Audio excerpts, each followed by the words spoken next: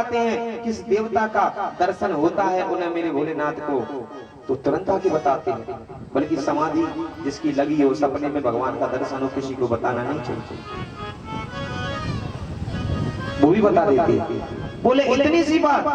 अब तुम तो फिर तुम नारद जी कहते तुम्हें फिर ये भी बताया होगा जो मुंडों की माला पहने हैं वो किसकी पहने हैं, ये तो पता होगा। बोले जी नहीं बताया, और सब बता दिया। तो फिर क्या बता दिया? कुछ नहीं, बस इतनी बात कह के बोले भैया हम चलते हैं, सब स्वार्थी हैं। वो तो झगड़ा कराना था। तुरंत नारद जी निकले, भोलेनाथ समाधि में थे। भोलेनाथ से कहा मैया बुला रही हैं। भोलेनाथ ने कहा यदि नारद जी तुम गए हो तो जरूर बुला रही हो, वैसे बुलाती कि नहीं बुलाती।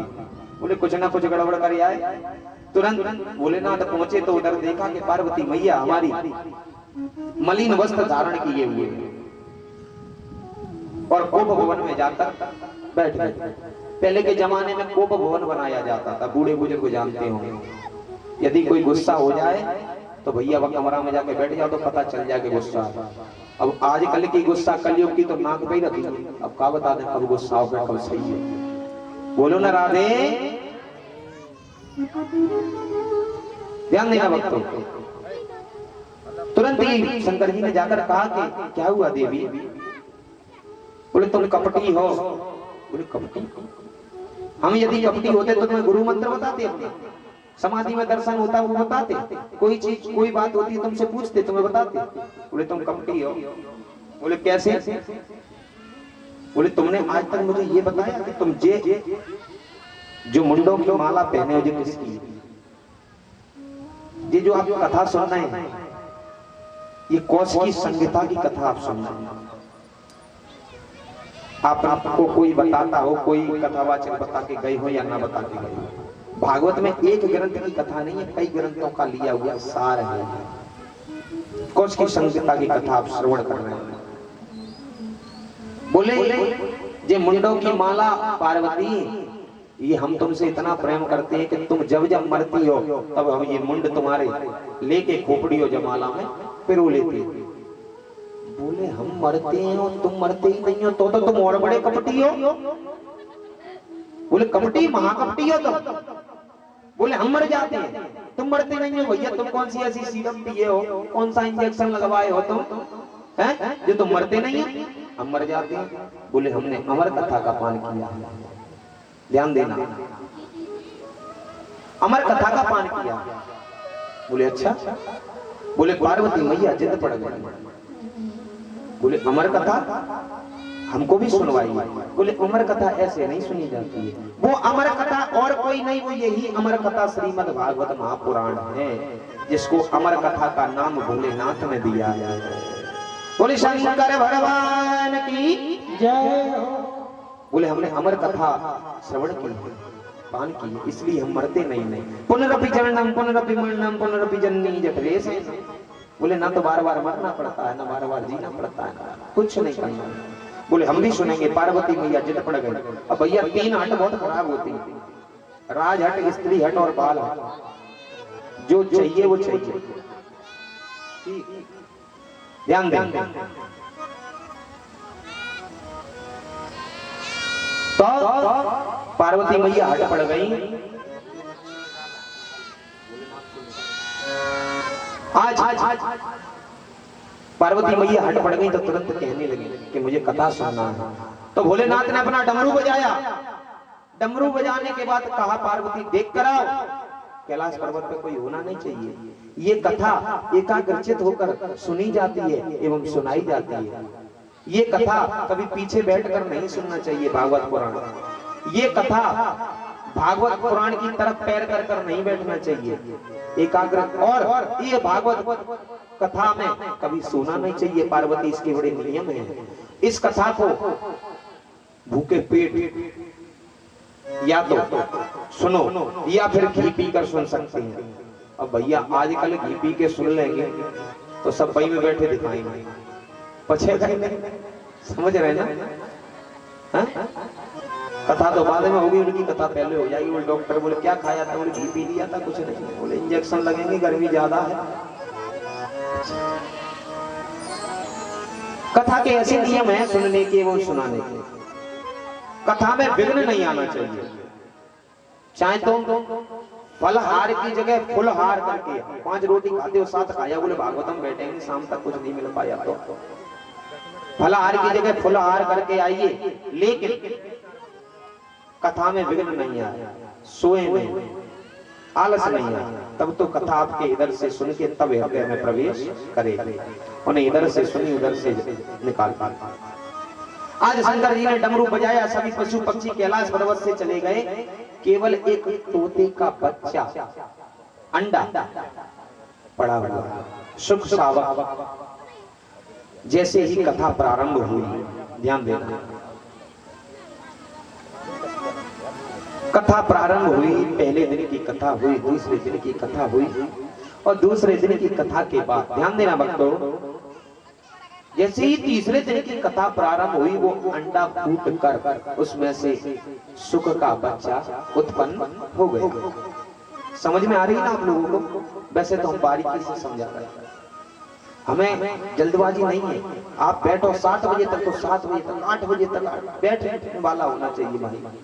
और जितनी ज्यादा संख्या में, जितनी एकाग्रचित से आप सुनेंगे, जैसे सुन रहे हैं, बहुत आनंद आएगा। जैसे ही सुख का बच्चा उस अंडे से निकल के बाहर हुआ और वो भी कथा सुनने लगा, और वो सुख कोई और नहीं, सुखदेव का स्वरूप तोता बनकर आया।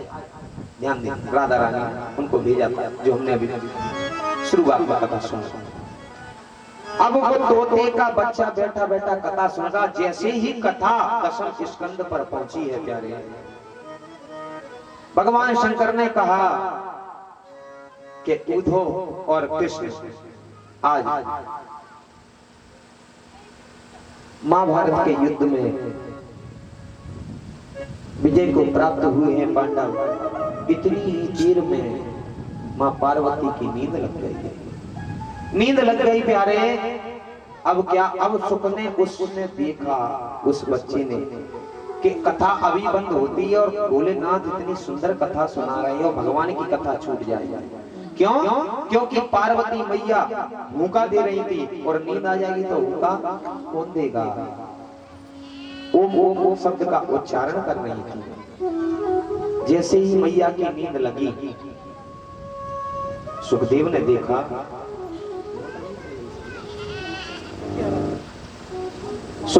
देखा कि मैया तो सो गई, तो स्वयं ही ओम ओम बोलने लगे। और हमारे भोलेनाथ इतनी समाधि में पहुंच चुके थे कि उन्हें ये पता नहीं चला कि तोता सुख का बच्चा ओम ओम बोल रहा है या मां पार्वती बोल रही है। तो आज पूरी कथा समापन हुई। जैसे ही हमारे भोलेनाथ ने जयकारा लगाया कि बोल बांके बिहारी लाल की जय हो, तुरंत मैया की नींद खुली। पार्वती मैया ने कहा कि उद्धव कृष्ण का संवाद दसवें स्कंद में प्रभु आप सुना रहे थे, फिर क्या हुआ? बोले फिर क्या हुआ, 7वें दिन की कथा समापन हो गई, तुम क्या कर रही थी? बोले भोलेनाथ क्षमा करना, मेरे को नींद लग गई थी। बोले तुमको नींद लग गई थी तो फिर कथा सुन कौन रहा था और ओम ओम का जयकारा कौन दे रहा था? भोलेनाथ ने क्रोध में खड़े होकर देखा तो सुख का बच्चा आंखें बंद किए ओम ओम ओम बोलता जा रहा है। ध्यान दें, जैसे ही भोलेनाथ को क्रोध आया और त्रिशूल लेकर उस सुख के बच्चे के पीछे पीछे भागे, तो सुखदेव जी दौड़ते दौड़ते दौड़ते दौड़ते बद्र का आश्रम पहुंचे, जहां व्यास जी की, पराशर व्यास जी की पत्नी बिटिका देवी अपने बालों को उस आश्रम में सुखा रही थी। और जैसे ही उनको जमाई आई तो वो सुख का बच्चा उनके मुंह में होकर और गर्भ में प्रवेश कर गया। बोल सुखदेव जी महाराज की। भोलेनाथ ने कहा, ए व्यास जी महाराज। बोले क्या हुआ भोलेनाथ, क्यों दौड़ते चले जा रहे हो, क्या परेशानी है? बोले सुनो, तुम्हारे घर में मेरा चोर घुस के आया। व्यास जी हंसने लगे, महाराज ना तो खाने के ठिकाने ना रहने के ठिकाने, और तुम्हारे घर में कौन सा सोना चांदी भरा हुआ है? कौन सा सोना चांदी भरा हुआ है आपके घर में? कैसी बात करते हो? बोले कौड़ी नहीं खजाने में आप बसे वीराने में। भोलेनाथ बोले तुम्हारे घर में एक तोता का बच्चा छुप गया है, वो चोर है। बोले कैसे? बोले वो हमारी अमर कथा को चोरी करके लाया है। ब्याजी और तेज हंसने लगे, कहने लगे महाराज कितने बोले हो तुम? बोले तो थे ही, बाले भी बन चुके हो क्या? बोले क्यों? बोले तुम ये बताओ जिसने अमर कथा सुन ली हो तुम उसे मार सकते हो? तो अमर हो ही गया है? अब जिसने जहर पी लिया हो उसे तुम जिंदा कर सकते हो? उसी प्रकार से भोलेनाथ कह रहे हैं जिसने अमर कथा सुन ही ली हो तुम उसे मार सकते हो। तो ऐसे हमारे भोलेनाथ हैं कि भोलेनाथ से निराला कोई और नहीं, भोलेनाथ से निराला कोई और नहीं, भोलेनाथ से निराला कोई और नहीं, और नहीं रे कोई और नहीं, और नहीं रे कोई और नहीं। भैया कैमरा वाले भैया इन लोगों को